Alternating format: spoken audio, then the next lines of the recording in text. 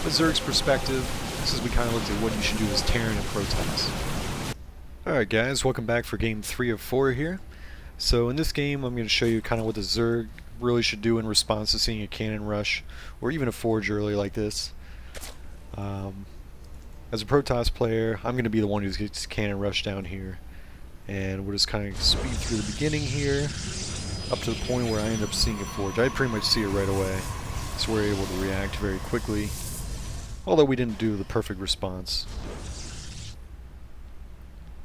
Okay, so at this point I don't see a whole lot. Just got a gateway, yeah. And then there we go, we see the forge. So at this point we want to figure out, okay, well, where are they trying to build cannons from? We're going to very shortly see with this overlord that they built it down here. And since this is a pretty far walk around, I decide against trying to send a bunch of workers around, because even though I could probably cancel the cannons, it's not really going to get me anywhere. I'm not really going to get ahead from it. I'm going to have it zoned out in time. And since I placed my cyber core right away, I should be able to get out stalkers in time by the time he starts trying to build cannons up on the high ground. So what you do want to try and do is try and prevent them from getting vision of the high ground, and then any cannons or probes that they have up on the high ground, that's what you want to kill right away.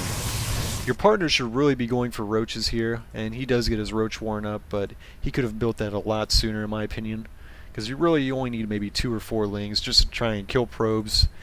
You know, if he does a 14 pull, he's probably not going to get down here in time with his lings to be able to kill these. But with, you know, with a 14 pull, for instance, you know, he can send them across map, pick off probes they're trying to come across, and he can also make sure that the probe in my base ends up dying, so they can't provide vision on the high ground. So here I just wanted to make sure that I killed the cannon so he can't see my mineral line. Now my gateway was, I didn't current boost my first stalker immediately, and this is going to be a bit of a problem here, because my first stalker should have been out well before he got his in here. And that would have enabled me to keep my one stalker right here, make sure I shoot his stalker and deny him vision. But what your partner can do if he gets a whole bunch of lings at the start is just do a run by on the other team, because there's a good chance that at most they might have one cannon at home, and at the very least you can keep their partner who's making the actual units from coming over and reinforcing.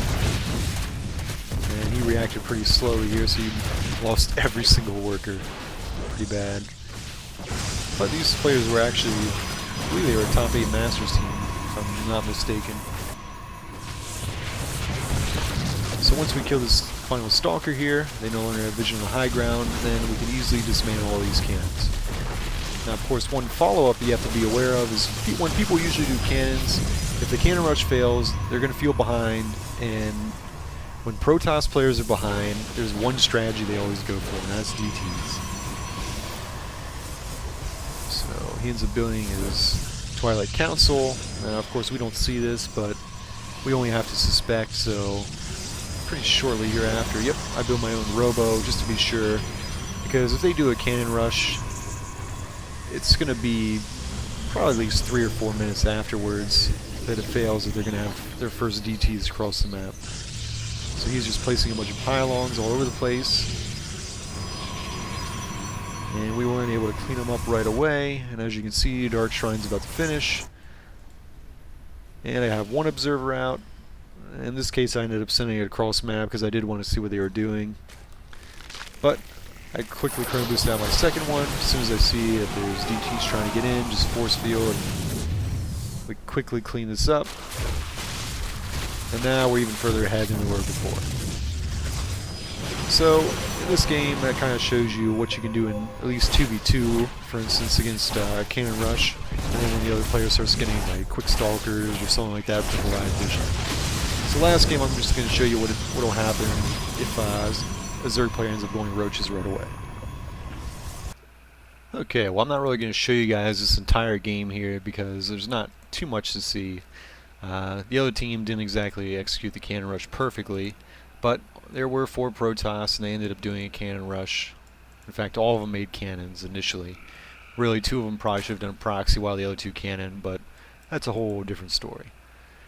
So, since we knew that there was all Protoss on the other team, aka no Zergs, I was initially going to go for a 15 hatch build while my partner was going to get a 14 pool and 14 extractor, but we ended up seeing that they were actually proxying, and partly because I ended up spawning this pylon right away.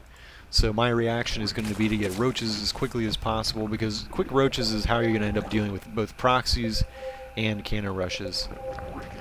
Now, we're able to verify that it's actually cannon rushes and it's not any proxies. If there was a proxy, I would need to get at least one spine crawler to buy a little bit of time, or even make, you know, a couple lings to kind of defend my main. But frankly, the spine crawler is more cost efficient and also uses less larvae. So on this side, I'm able to help my partner prevent the cannons from getting in range of his mineral line. In the meantime, he's making a bunker over here. And this is all you really need to do, is make sure you have Marines basically shooting. Because as you can see, you can't finish a cannon when you have 2 Marines shooting at it. On the other side here, these 2 cannons are not in range of this one. On the left side they are, but they're not in range on the right side. So really he should have been having his workers taking out these cannons from the right side while he was getting out a couple more Marines.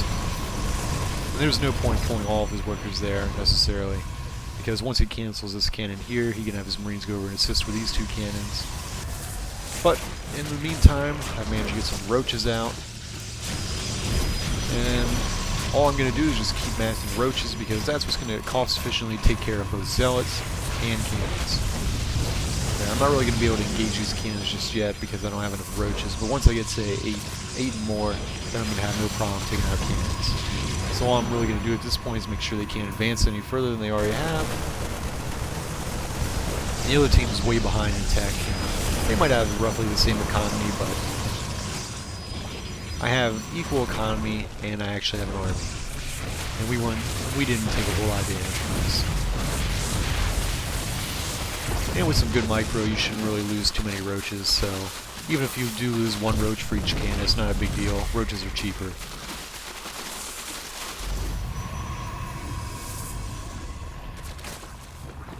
And as I keep producing roaches here, we're very easily able to push this back. And shortly after this, we ended up finishing the game. But as you can see, this is really the better way to go if you're going, if you have Zerg against Cannon Rush, because Lings aren't going to be cost efficient against cannons because they don't have a whole lot of hit points. They do pretty good damage, but it doesn't really help if they die in 2 hits. And also, if you have a cannon rush down here and they have a whole bunch of cannons in a row, you're not going to get good surface area along those cannons to attack them with lings. So sticking on lings is fine if you're going to do counterattacks, but if you actually need to clear out the cannons, then you need to go roaches. Well, I hope this was educational for you guys and you were able to learn kind of how to deal with cannon rushes, both as, you know, Protoss, Zerg, and Terran. And also check out some of my other videos. I have other videos posted up about how to deal with proxies, how to deal with mass Marines, and also general guides on 2v2, different matchups in there. And also I'll have some videos posted on 3v3 and 4v4 coming up very soon. Alright, well thanks for watching guys. I hope you enjoy these videos and check back sometime soon.